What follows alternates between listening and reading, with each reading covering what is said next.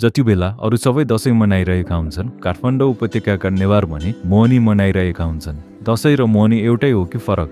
मोहनी नख अर्थात् दशैं। नेवार समुदायमा दशैंलाई मोहनी नख भन्ने चलन छ।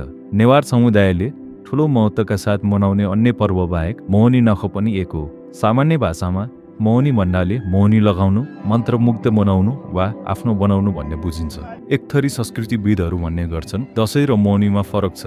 यी दुवै फरक पर्व हुन्, खाली मनाउने समय मात्र एउटै परेको हो। अर्को थरी संस्कृतिविदहरू के भन्छन् भने दशैं र मोहनी दुवै एउटै हो, फरक छैन। उनीहरूका लागि दशैंलाई नेपाल भाषामा केही भनिन्छ भने त्यो मोहनी हो। खासमा मोहनी पनि शक्तिको आराधना गरेर मनाइने पर्व नै हो र यसको सबैभन्दा ठुलो विशेषता हो कालो टीका।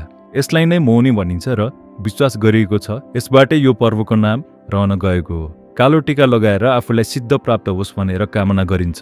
यस अर्थमा हामी के भन्न सक्छौँ भने कसैले दशमीको दिन कालो टीका लगाएको छ भने उसले मोहनी मनाएको छ। यसलाई मोहनी सिन भनिन्छ। एक अर्थमा कालो टीका। यो कालो टीका बनाउने चलन पनि आफै विशिष्ट छ। यो पुरा एक रात अनुष्ठान गरेर बनाइएको हुन्छ, नवमीको रातदेखि दशमीको बिहानसम्म। यसका लागि दियोको बत्ती बालेर त्यसमाथि माटोको पाला राखिन्छ।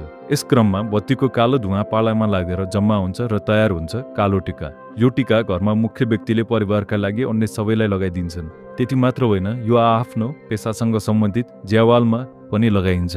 यसको अर्थ आफूलाई मात्र सिद्ध प्राप्त भएर पुगेन, आफ्नो पेसालाई चाहिने ज्यावाललाई समेत सिद्ध प्राप्त हुनुपर्छ। अष्टमी, नवमी, दशमी अर्थात् महासरस्वती, महालक्ष्मी र महाकाली यी तीन उच्चतम तान्त्रिक देवताको स्वरूपमा नेवार समुदायमा अष्टमीको दिन मोहनी अर्थात् माटोको भाँडामा बत्तीबाट बनाइने गाजल वा कालो टीका थाप्ने चलन छ।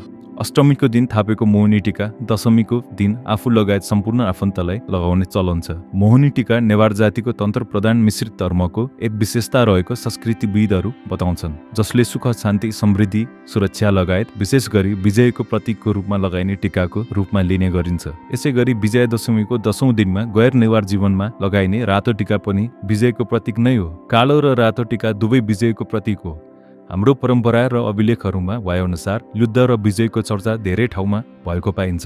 शत्रुहरूसँग विजय प्राप्त गरेको खुसियालीमा लगाइने टीका नै मोहनी र रातो टीका हो। नेपाल सार्वभौम सत्ता सम्पन्न स्वतन्त्र राष्ट्रको रूपमा अनन्तकालदेखि नै रहिआएको छ। अब जानौँ दशैं मनाउने चलन कसरी रहन गयो। परापूर्व कालमा स्थायी सेना थिएनन्। भाइ भारदार सारा जनता नै सेनाको रूपमा परिचालन हुने युग थियो, जहाँ हरेक जात र धर्म संस्कृतिका नेपाली देशवासी सैनिक अभ्यासका लागि सहभागी हुन्थे, जसकारण वर्षमा एकपटक भए पनि हात हतियारको प्रयोग गर्ने चलन छ। दशैंमा हतियारको प्रयोग हुन्छ, रगतको खोला बग्छ। त्यसकारण दशैं भनेको हतियारको प्रयोग गरी गरिने युद्ध अभ्यास हो, जसमा खड्गचालनको चलन पनि पुरानो हो। नेपाल सार्वभौम सत्ता सम्पन्न रहिआएको देश हो। परापूर्व कालमा देश र जनताको रक्षाको रूपमा अपरिहार्य रूपमा दशैं मनाउने चलन सुरु गरिएको समेत भन्न सकिन्छ। लिच्छवी कालका अभिलेखमा युद्धका बारेमा र मूर्तिकलामा पनि 2000 वर्ष पुरानो महिषासुर र दुर्गा भवानीका मूर्ति प्राप्त गर्न सकिन्छ, जस आधारमा दशैं 2000 वर्ष अघिदेखि मनाउने चलन सुरु भएको भन्न सकिन्छ। दशैं हिन्दूहरूको मात्र होइन, यो सम्पूर्ण नेपालीले मनाउने ठुलो पर्व हो। यसको इतिहास बुझ्ने हो भने जुनसुकै जात, धर्म र संस्कृतिका मानिसले आफ्नो देश रक्षाका लागि दशैं पर्व अँगालेको देखिन्छ। खड्ग शक्तिको प्रतीक हो। शक्ति भनेको देवी हो र देवी संसारको सबै स्त्री जाति हुन्। महादेवको शक्ति पार्वती हो। शक्ति बिनाको शिव शव हो। दशैं वा मोहनी नख शक्ति उपासनाको एक चरम लोकप्रियताको एक सुन्दर उदाहरण हो। रातो शक्तिको प्रतीक भए जस्तै सेतो शिव शक्ति वा प्रकृति पुरुषको प्रतीक हो। शिव सेतो र पार्वती रातोको प्रतीक हो। त्यसैले नेपालका विभिन्न जात जातिले दशैंमा सेतो टीका समेत लगाउने चलन छ। त्यसैले दशैंको मूल सार नै रातो र कालो टीका हो। हामी भित्र रहेको दानवी शक्तिलाई तिलाञ्जली दिएर विजय प्राप्तिको रूपमा पनि यस चाडलाई लिन सकिन्छ। यद्यपि कतिपय जातिले भने सेतो टीका समेत लगाउने चलन छ। मोहनी नख मोहनी टीका अर्थात् कालो टीकासँग जोडिएको छ। नेवारी परम्परा तन्त्र प्रधान छ। कालो र सिन्दुरको टीका शक्ति आर्जनका लागि लगाएको भन्न सकिन्छ।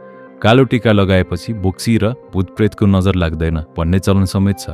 रोग र शत्रु नलागोस्, विघ्न बाधो शान्त हुन् भनेर दुर्गा भवानीलाई बालेको बत्तीको गाजलको टीका लगाइन्छ, जसलाई मोहनी थाप्ने भन्ने चलन छ। त्यसकारणले नेवार समुदायले दशैंलाई नेपाल भाषामा मोहनी नख भन्ने गरिन्छ।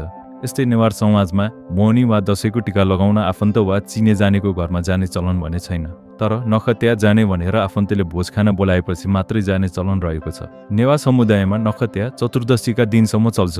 त्यही दिन जमरा, उखुको बोट, फूल आदि दशैंमा चलाएका अन्य सम्पूर्ण वस्तुलाई पूजा कोठाबाट निकालेर घरको मूल दैलोमा राखेर मोहनी नख समापन गर्ने चलन रहेको छ।